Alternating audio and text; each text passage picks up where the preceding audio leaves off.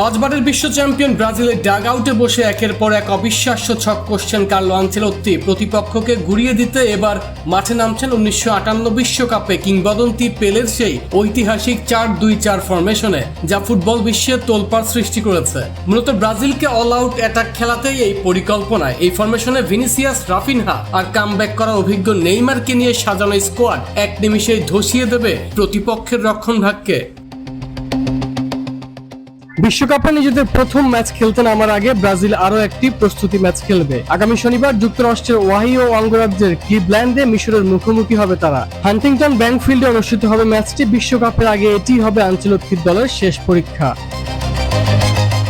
যুক্তরাষ্ট্রে পৌঁছে আনচেলত্তি বলেন, বিশ্বকাপে একাধিক দল ট্রফি জয়ের সামর্থ্য রাখে, তবে ব্রাজিল ইতিবাচক মানসিকতা নিয়ে প্রতিযোগিতায় নামছে এবং নিজেদের সেরাটা দিতে প্রস্তুত।